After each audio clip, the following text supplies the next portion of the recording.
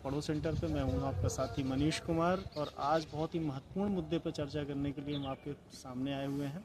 जैसा कि अभी तक आप लोगों को पता था कि लोक सेवा आयोग उत्तर प्रदेश में परीक्षा का 3 चरण हुआ करता था, प्रारंभिक परीक्षा, मुख्य परीक्षा और साक्षात्कार।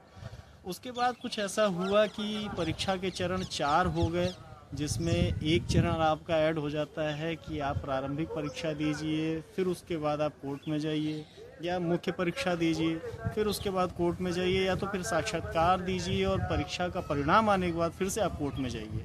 तो कुछ ऐसी पृष्ठभूमि तैयार होती है जिसमें परीक्षा को हम मान सकते हैं कि 4 चरणों में परीक्षा होने लगी। और अब एक नया चरण उसमें ऐड हो जाता है कि जिसमें आपको प्रारंभिक परीक्षा होने से पहले आपको आंदोलन करना पड़ेगा। आपको आयोग से अपनी बात मनवानी पड़ेगी कि आयोग ने जो तयशुदा कार्यक्रम निश्चित किया था, जिसके आधार पर उनको परीक्षा लेनी थी, उनका मूड बदल जाए या फिर उनके मन में आ जाए कि नहीं, अब ये खेल हम दूसरे तरीके से खेलेंगे। तो उनको मनवाने के लिए अब आपको प्रारंभिक परीक्षा से पहले आपको आयोग का घेराव करना पड़ेगा। उनको बताना पड़ेगा कि महोदय, खेला ऐसे नहीं हो पाएगा। जो खेला का नियम आपने पहले निश्चित किया था, जैसा कि माननीय सुप्रीम कोर्ट का डिसीजन भी आया कि जब परीक्षा का नोटिफिकेशन जारी हो गया है और परीक्षा का नोटिफिकेशन जारी होने के बाद आप उस परीक्षा के किसी भी प्रक्रिया में कोई बदलाव नहीं कर सकते हैं।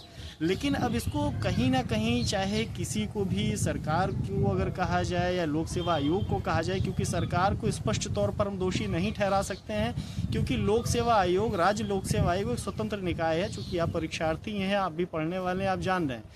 तो अब अगर सरकार का कुछ भी दबाव बन सकता है तो सरकारों को भी सोचना चाहिए। बात सिर्फ एक लोक सेवा आयोग उत्तर प्रदेश की नहीं हो रही है, ये हर लोक सेवा आयोग जो कि राज्य स्तरीय परीक्षाएं करवा रहा है। जैसे अभी यहाँ पर 2 चरणों में आपने परीक्षा की बात कर दी, जबकि आपने जब नोटिफिकेशन दिया था उस समय परीक्षा का 1 चरण और 1 तिथि निश्चित की गई थी। और बड़ी दुर्भाग्यपूर्ण बात है कि इतना बड़ा प्रदेश और इतनी व्यवस्था होने के बावजूद आपने 2024 की परीक्षा, प्रारंभिक परीक्षा, चाहे वो समीक्षा अधिकारी, सहायक समीक्षा अधिकारी की हो, या फिर तयशुदा डेट पर होने वाली जो प्रदेश स्तर की सबसे बड़ी परीक्षा है, राज्य लोक सेवा आयोग की परीक्षा, आप वो कंडक्ट नहीं करवा पा रहे हैं।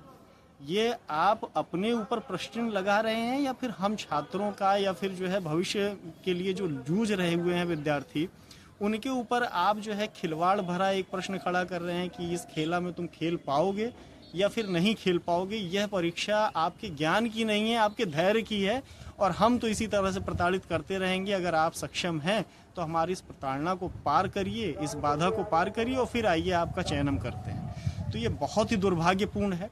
आयोग को इस पर विचार करना चाहिए और किसी भी प्रक्रिया के तहत यह जो 2 स्तरीय परीक्षा कराने का इनका जो है मूड बन गया अचानक से, ये कहीं से भी उचित नहीं ठहराया जा सकता है। इसीलिए नहीं ठहराया जा सकता है क्योंकि पहली चीज़ तो देखिए, आपने जो भी दिशा निर्देश जारी किए या परीक्षा के लिए जो भी नोटिफिकेशन में आपने प्रक्रिया बताई, उसी समय अगर आपको कराने का इरादा था, सबसे बड़ी चीज़ ये है, दुर्भाग्यपूर्ण है कि छात्रों के जीवन का फैसला होना है, छात्रों की राय के बिना होता है।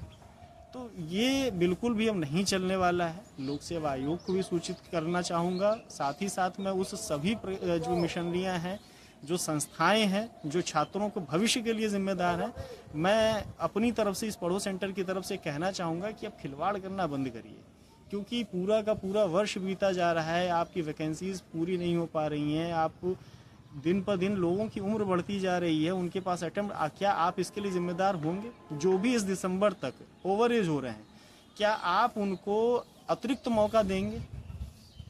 क्या आप नॉर्मलाइजेशन का जो आप बातें कर रहे हैं, जो कि बहुत सी बातें आप जान ही रहे हैं कि ये बातें सारी हो चुकी हैं, अब इन मुद्दों पे अगर हम दोबारा डिस्कस करेंगे तो वीडियो बड़ा लंबा हो जाएगा, लेकिन अगर उन पे बात हो रही है नॉर्मलाइजेशन की, तो उस प्रक्रिया से जो भी आहत होंगे या जिनका भी नुकसान होगा, क्या उनकी भरपाई आप करने के लिए उनको अतिरिक्त मौका देंगे? क्योंकि ये छात्रों के हित की बात है।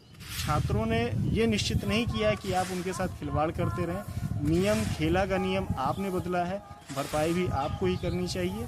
और मैं चाहूँगा कि जितने भी सब्सक्राइबर्स हैं हमारे पढ़ो सेंटर के, वो सब इस आंदोलन में सहभागिता दें और अपने विचारों को रखें और छात्रों के सहयोग में लोक सेवा आयोग उत्तर प्रदेश अगर पहुंच सकते हैं तो वहाँ ज़रूर से ज़रूर पहुँचें और हमारा सहयोग और समर्थन इस आंदोलन को लगातार बना रहेगा। धन्यवाद। फिर से मिलते हैं अगली वीडियो में।